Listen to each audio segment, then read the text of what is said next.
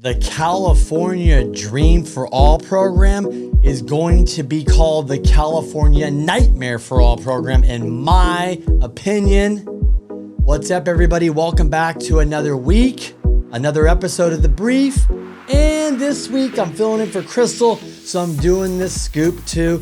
Sorry, I know I'm not the beautiful, young, lovely Crystal with an amazing voice and good on the video, but I'll do my best to cover for her. She lost her voice, not feeling good, so I got to jump in to bring you guys the goods and the news. This week, let's jump into it. Inventory on 1 to 4 unit housing, still pretty flat. We are not getting the inventory we need. We are just simply going to really have a problem this summer when people want to move, when people want to buy, when people want to get out from renting. If rates come down, there's just not enough product, and you will know when that happens. Low supply, high demand, prices don't go down, they go up. Let's see what happens. I don't know, but it's not looking good.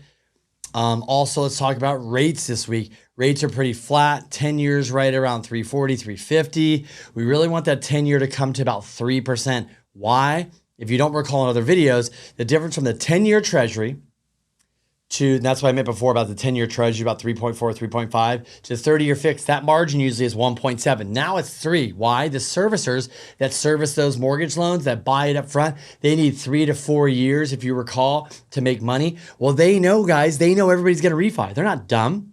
So they're tacking that extra percent on right now because they know you're going to refi, and they're passing the expense on to you. Kind of like when we raised income here in California, you go fill out your checkout at the restaurant and you go, what is this 3-5% hit on my bill? It's to help pay for this, this higher stuff so they don't go out of business. I don't know. I don't make the rules. That's just happening. So if we get the 10-year at 3% and those rates dip down, they're thinking the bottom. They'll probably lower that margin. We'll start getting some really nice rates.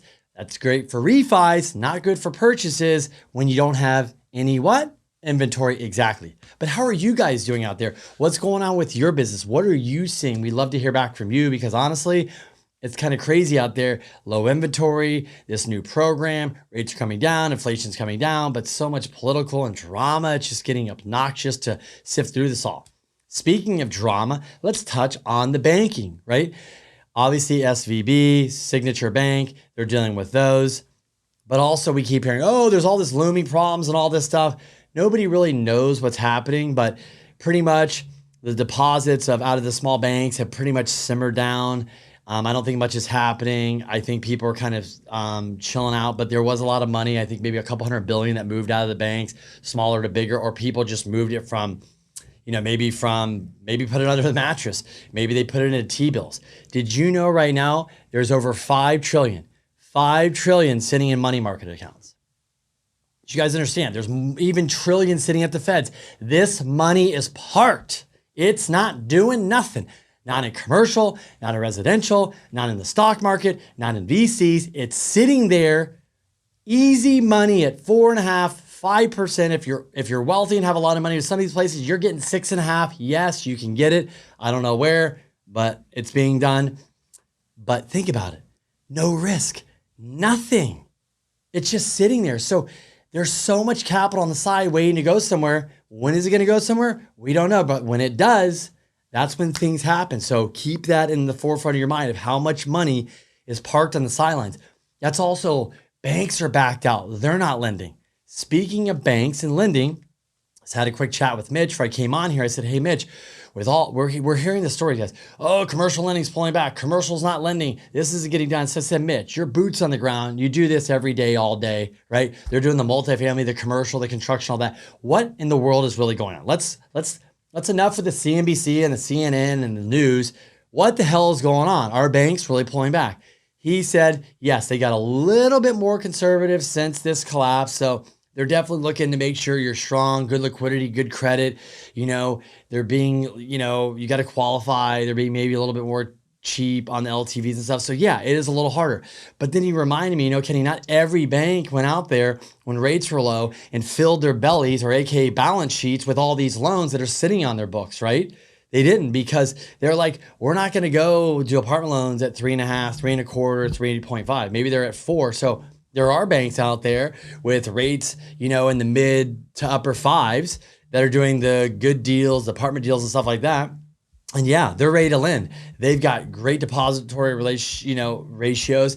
They've got a healthy balance sheet. They're lending. Yeah, they're being more conservative. They're not gonna be super aggressive now in this market. Obviously, rates are high and deals are making less sense, but they're lending. So if you hear all lending is stopped and there is none, it's a bunch of hogwash. There still is. What's probably really got affected is the bridge financing, right? Or commercial lending has gotten tougher. So just like residential, there's not a lot of deals out there.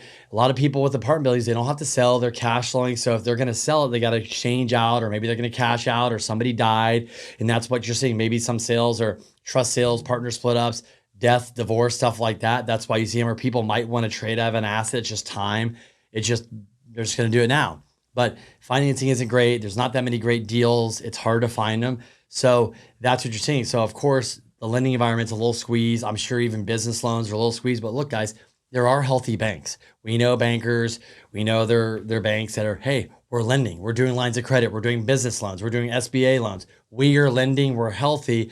We don't have any drama. We didn't get caught up in the low rates. We don't have a full balance sheet. We're not overstressed. We're ready to lend. We've always lent conservative. And some of them that might even be in the news and stuff are even conservative, and they're okay. They just have a bad rap. So that's with the banking. What else is coming up this week? The jobs report's coming up. I believe it's Thursday or Friday. We're going to get the number of what's going on, initial jobless claims.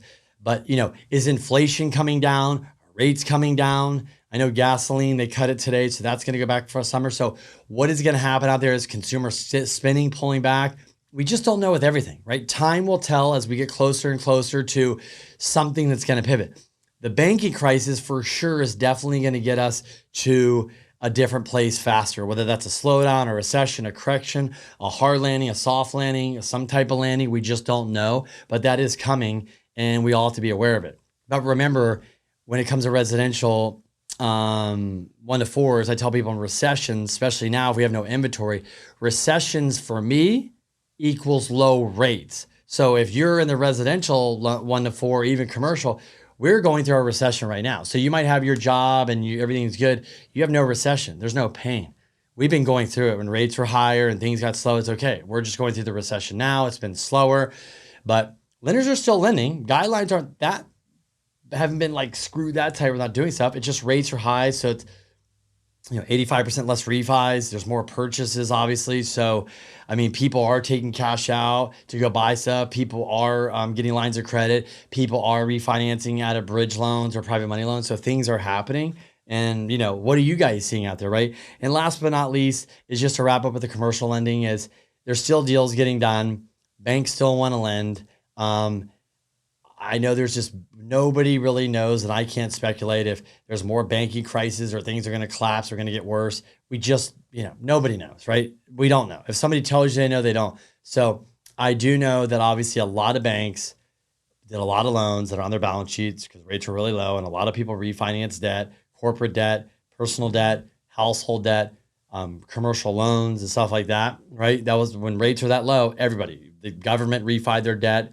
Schools, churches, everybody refi their debt, right? So that's sitting on balance sheets. And they went on about treasuries and stuff like that. So yes, if treasury rates are lower and they go higher, they've lost money. So as that 10-year comes down, treasury rates come down, that'll actually help those small banks. But look, guys, it's just going through the cycle. It's a matter of time. If you're new to this, you just have to get through this. And that's why I always tell everybody, this is not a sprint, it's a marathon. The real estate game is a marathon. You have your cycles up and down. Everybody thinks when it's going up, it's going to be like this forever. And oh my gosh, my house worth $1 million, it's going to go to 10 million tomorrow. And then rates are going to be here forever. It never happens forever, guys. Things change, markets change. When you know it's unsustainable on the way going up, there's going to be a correction, just like when things are going down or rates are out of control, there's always a correction. So you just have to stay focused, make sure you're paying attention and to what's going on, and also who you're watching and what information you're absorbing and swallowing and understanding is the correct stuff. So maybe you got to make sure that the person that is delivering the news and information that you watch and you're considering is actually studying data and knows what's going on, whether it's week over week, month over month, year over year. But things change. But remember, everybody's like, oh, nobody's lending commercial, but I can walk 10 feet over here and talk to Mitch. Like, well, we have deals and they're getting done all the time. It's just maybe not everybody is, and maybe people are overloaded on their balance sheets, but time will get cleaned up. Time will tell.